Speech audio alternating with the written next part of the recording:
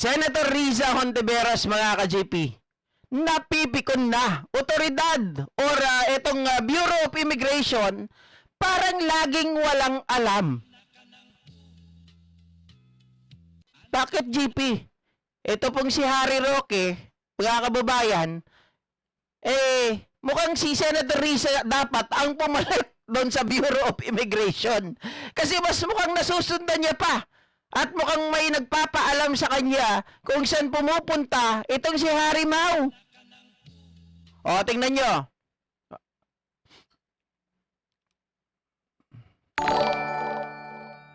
Salamat po sa mga baging subscribers natin, ha. Thank you so much, guys.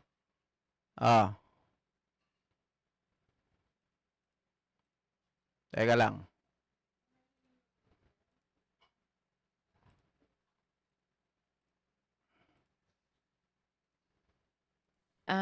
Nasaan na nga pala si Harry Roque?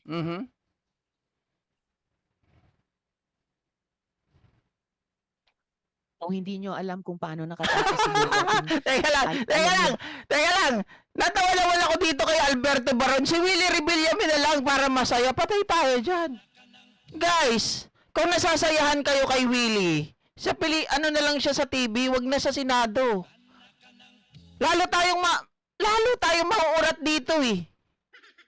Diba, Treyon Yeshua? Ba kung nasaan si Harry Roque sa ngayon?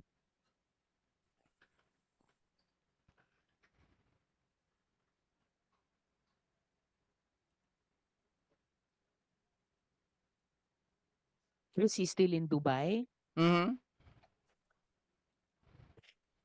Madam Chair, we can't recall the dates anymore, but the last information that we had against on the couple, the Roques, umalis po ng Singapore yung wife, and then nagbound for Dubai, and there's also a sighting of Harry Roque also in Dubai. There's also an information na umalis po sila sometime December, and then yung information po na yon any information after, sorry Madam Chair, but we don't have any more information. Okay, thank you so much, Richard de Guzman. 3 years lang sa UK. Alright. Thank you for the information. Thank you for correcting me, ha. Sorry. Ito ba na pumunta silang, or at least si Harry Roque pumunta sa Singapore sa loob ng isang araw? Or rather, pumunta nang siya.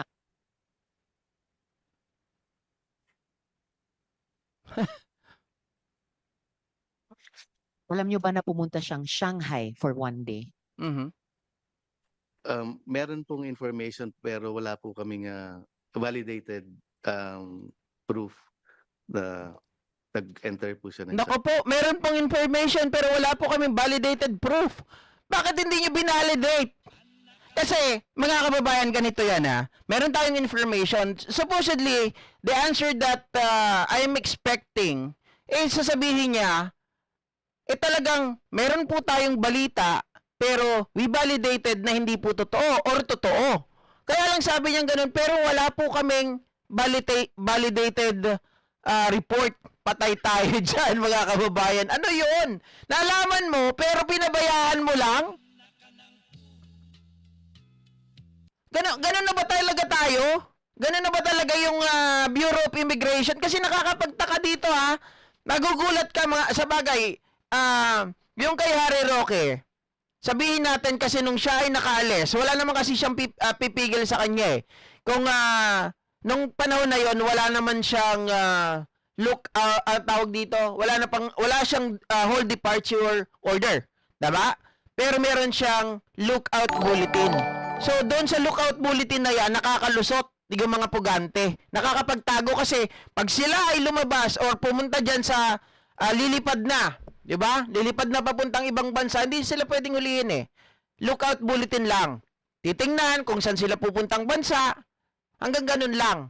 Baka nga yung iba dyan, nakita na nila, baka hindi pa nila tingnan. Diba? Pero magkaiba yan doon sa may hold departure order dahil talagang bawal yan lumabas ng bansa. Ito ang problema sa batas natin eh. Dapat kapag may iniimbestigahan, mga kababayan, wag na po natin kaagad or wag na natin bigyan ng tinatawag na lookout bulletin. 'Di ba? Lagyan na kaagad natin ng hold departure order. Para nang sa ganon, yung iniimbestigahan natin, wala nang pagkakataon na makalayas. Kasi pag lookout bulletin lang, siyempre sasamantalahin nila yan. Oh, biruin nyo, yung asawa, pati si Roque, nawawala. Oh,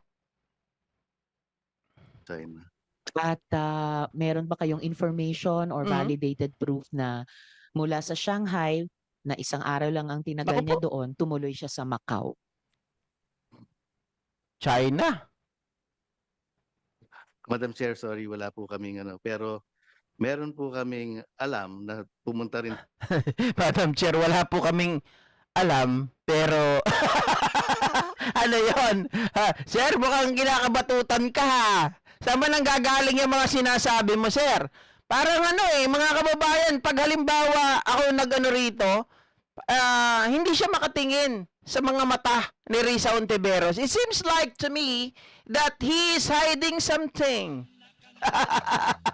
Di ba? Parang may tinatago. Oy, GP, mapagbintang ka. Hindi ko naman sinabi na totoo. Ang sinasabi ko lang, bakit ganyan ka tumingin? Bakit pa laging nasa baba? Eh kung sa spiritual pa yan, tingin na naman kukulam yan eh. Tingin ng mga takot. Di ba hindi ka makatingin ng diretsyo? Oh, parang may ano ka, tinatagong kasalanan. po siya ng Japan. Ah, And hindi po siya nakaalis. Mhm. Supposed to be bound for US, pero denied flight, denied check-in. So, wala rin naman hong holdings ang Japan Police or Japan Immigration. Then after that, wala na po kami information. Saan po siya sa Japan ayon sa information? Wala, sorry, wala po kaming exact details. And bound supposedly Diyos ko. Mga kababayan, wala man lang silang alam, detalye. Hindi ba kayo marunong makipag-coordinate sa Japan? Wala ba kayo mga ambassador, ambassadress? O, naku po, mga ka-GP Natics, anong silbi ng mga taong ito? Bakit ganun hindi nila matuntun? Ano, ang parang nangyayari dito, kapag nakaalis na yung tao, saka lang nila malalaman. Pero during that event, hindi po sila nakikipag-komunikasyon. Di ba dapat, mga kababayan, i-alerto ninyo, sabihin man natin na walang hold departure order ang Japan para pigilan si Harry Roque. At least, mga kababayan, ma-alerto kayo. Masabihan kayo na si Harry Roque ay nandoon. Di ba? Baka sakali, mga ka-GP Natics, baka sakali kahit paano masundan natin kung saan papunta. Kung walang koordinasyon, ano ba ang mapapala natin? Kung walang koordinasyon, mayroon ba tayo na sabihin natin ma-accomplish? Wala. Kasi mga kababayan, dito applicable, no man is an island. 'Di ba? Kailangan po natin ng katuwang. Kailangan po natin ng kasama. Teka lang guys papatugtugin ko lang muna yung medyo yung pantog ko. Sorry, yung pantog ko ay talagang bumibigay na.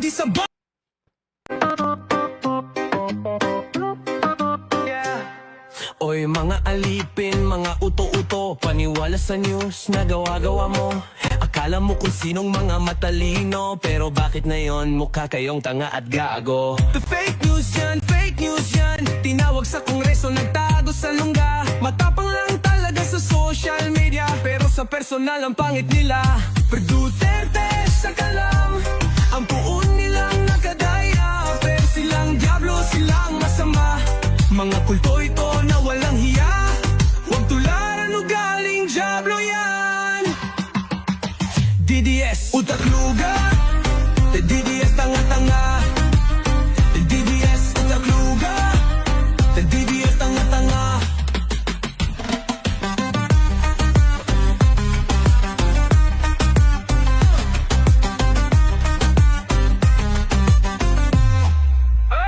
Ang lakas niyong magmura, kala niyo'y matapang, pero pag nahuli umiiyak sa tabi. Duwag, mga edukado raw pero walang diskarte, kaya binenta ang boto sa pangakong tae. Hoy, utak niyo'y parang lugaw, maputik, malabnaw, walang lamang kundi sabaw. Kala mo Ayun, mga kababayan, sorry kung nabiting kayo sa tugtog ha.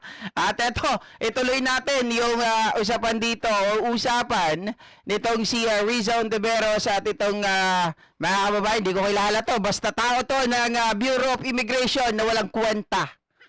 Saan sa US ayon sa Ah. information? We don't have any information also, Madam Chair. So do you know if he's still in Macau?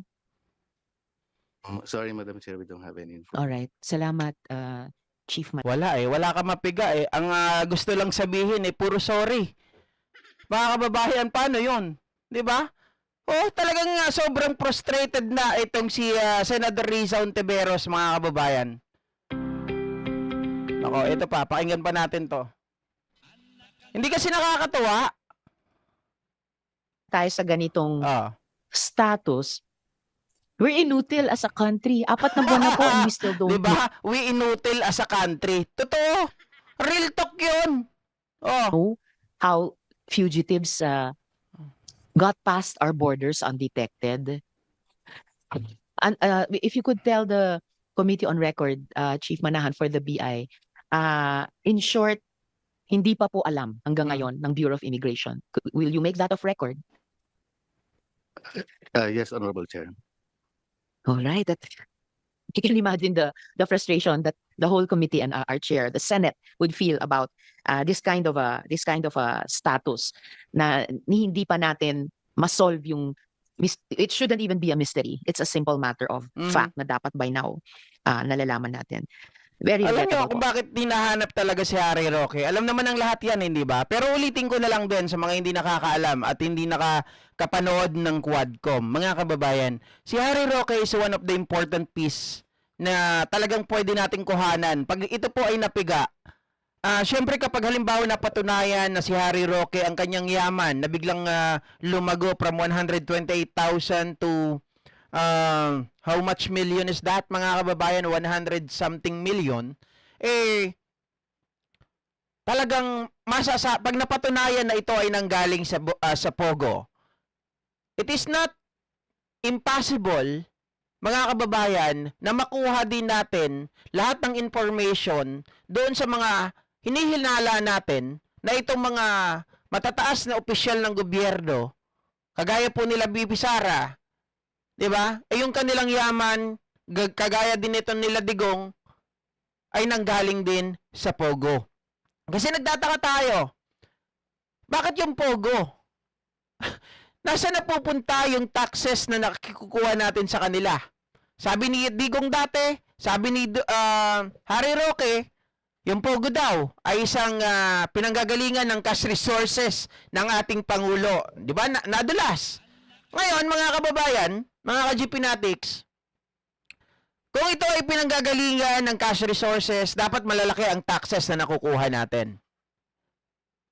Bakit with the comparison of 6 years with Digong, 'di ba?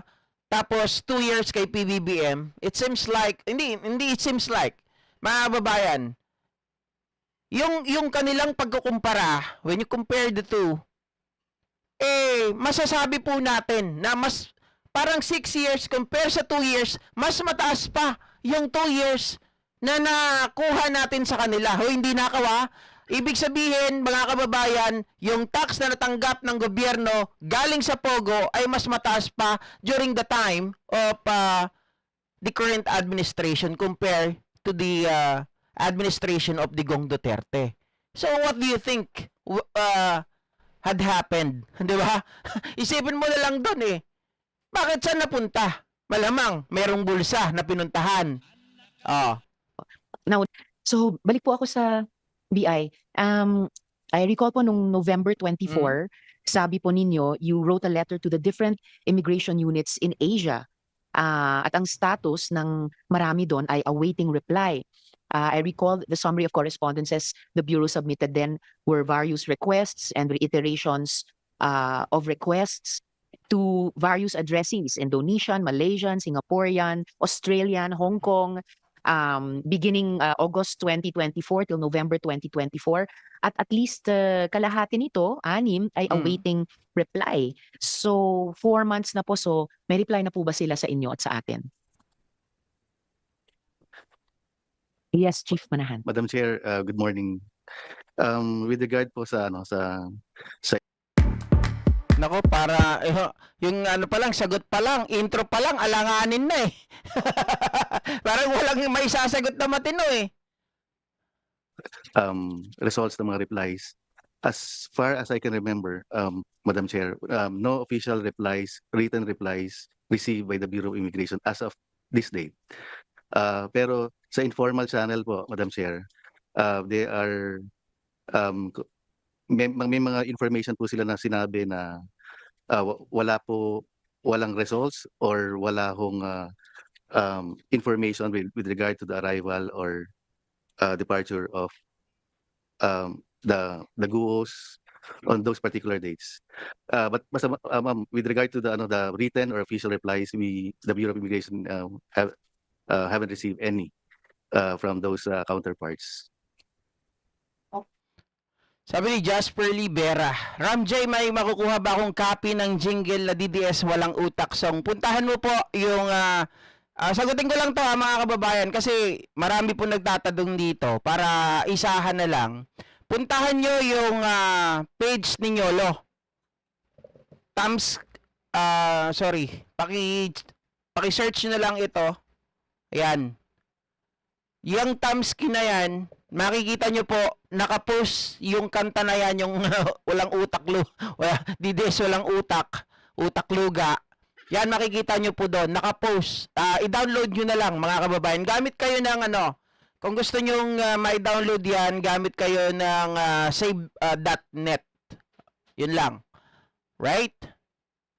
Sana po nakatulong, no? Marcos Loyalist, saan napunta yung inutang na 7 trillion at bakit 600 billion lang ang nagamit sa COVID respond? Alam nyo na, mga kababayan, mga ka-GP Natics, kung saan napunta yan. Diba? Baka ang ginamit pangalan ay Milky si Kuya. Loko ka, Rabi Ong, ha? June Cabrera, shoutout. Ito, mga kababayan, wag na natin patagalin yung usapan dyan kasi nakakabuisit naman talaga yung mga sagot ng Bureau of Immigration Personnel kasi nga talagang parang sila nag-aantay lang na may mahulog na bayabas habang sila ay nakahiga. Parang nakaganon, mga kababayan. Di ba si Juan Tamad, ganun po ang ugali. Nag-aantay lang, imbis na abutin, akyatin yung puno, gumawa ng paraan. Ang ginagawa, sige dito na lang ako. Hihilata na lang ako. Baka may malaglag pa na bayabas sa bunganga ko. Diba? Mama Lalaine Baguno, Sir Tony? Ganon ang style ng Bureau of Immigration. And we really don't know, mga kababayan, baka sila pa yung isa sa mga sabihin natin, ano lang it is just an opinion. Hindi ko kayo sa sinisiraan. Baka mamaya, may mga tao dyan, sa bureau na tumutulong sa mga pugante. 'Di ba? Hindi natin alam 'yon. Kaya dapat bukod sa PCO, linisin niyo na rin ang immigration. Eto pa, mga kababayan. Sabi ni Marisa Zunukawa, yes po, Juan Tamad. At Ram J. Negros Island, Franciel, totoo ka. Daddy ko rin yon si Piolo. What? Ano yung usapan niyo? May Piolo pa kayo dyan, ha? Si Nyolo, hindi si Piolo. Si Nyolo po, hindi si Piolo. Baka maligaw kayo, ha. Hanapin nyo si Piolo. Baka mapunta kayo kay Piolo Pascual. Tama po, Annalyn Minerva, dapat